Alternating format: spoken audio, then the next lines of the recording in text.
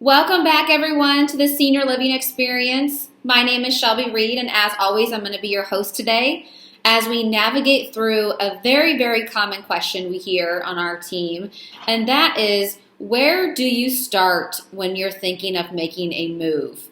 And when I say a move, I mean a downsizing move. So during these types of moves, the big concern is you're moving from a much larger space or a space you've lived in for a significant amount of time to a smaller space and or a new space. So a lot of our questions and concerns are, where do you start? Because you have so many things you've collected in this home and you need to go through them, declutter them, organize them, and sort them before you can get transitioned into your next place. And this can be such an overwhelming thing to think about. I think about it like working out. When we start the new year, we're always saying, okay, we have such lofty goals. Let's lose 10 pounds, 20 pounds, 5 pounds, whatever it might be. And you start off the year really strong, but as the year goes on, it's such a big goal and it's so overwhelming that it's hard to tackle it all at once. But the benefit with this decluttering and organizing versus your workout goals for the year is that you're going to see results immediately. So if you just would give yourself an hour once a week, I would recommend an hour every other day if you're trying to move quickly or soon. But even if it's just an hour a week where you just pick one room in your home, say it's your bathroom, and that is the only focus you're going to have. And then that way it's not so overwhelming. You're focusing on one space.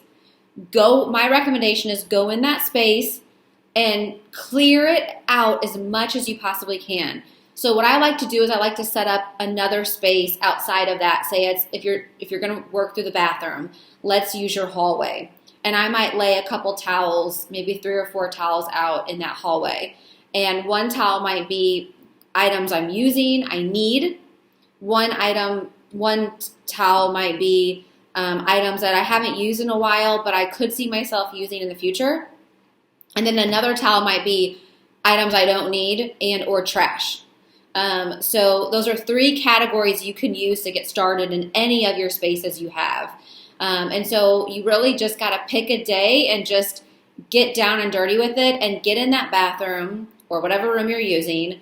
Clear everything out, and as you're clearing it out, place it in one of those 3 categories, and then that way when you're have the space completely empty, you can look at those 3 categories and see visually, okay, this is what is trash, this is what I'm still kind of thinking about keeping, and then this is what I am going to keep.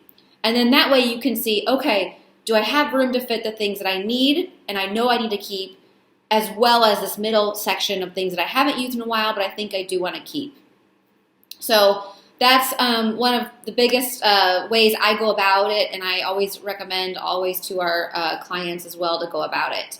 And what I wanted to share also today was a few questions that you can ask yourself when you're going through this decluttering process. One of them is, do you have multiples of this item? So let's go back to the bathroom, for example. If you start pulling out brush after brush after brush, we probably don't need 5 or 6 brushes that do the same thing.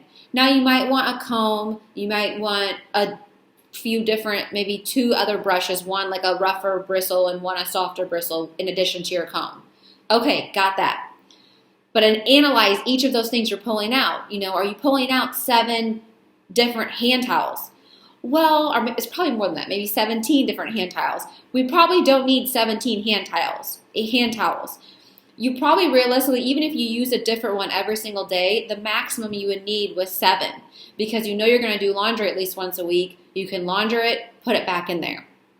So that's a good question to ask. Another one to ask yourself is, are you keeping this item out of an obligation or an expectation to someone else?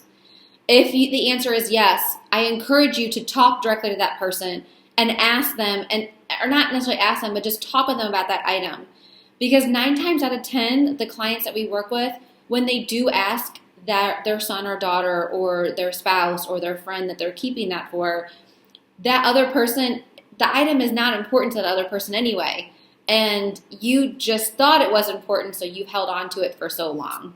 So that's an important question to ask. Another one would be, is this item broken? So I know this sounds silly, but a lot of times, go back to the bathroom example. I know I'm guilty of this also. So I have multiple curling irons. One of them, the bottom piece broke that actually holds it up off of the counter. So I never use this because the bottom piece is broken and it's going to burn my counter. So this is a perfect example. If it's broken, let's get rid of it. And if that does mean you'll need to get something else to replace it, that's okay. But if you're not using it because it's broken, then this is the time to remove it and clear that clutter. So I hope this helped everyone today. Again, just as a way to get started, this is a super common question, so please, I encourage you not to get overwhelmed and start with one space at a time, and you'll gradually work yourself through. So check out, next week we'll have another blog, and we always have the Q&A up on the website if you have some common questions that you're interested in seeing the answer to. So take care, stay safe, and we'll see you all next time. Bye-bye.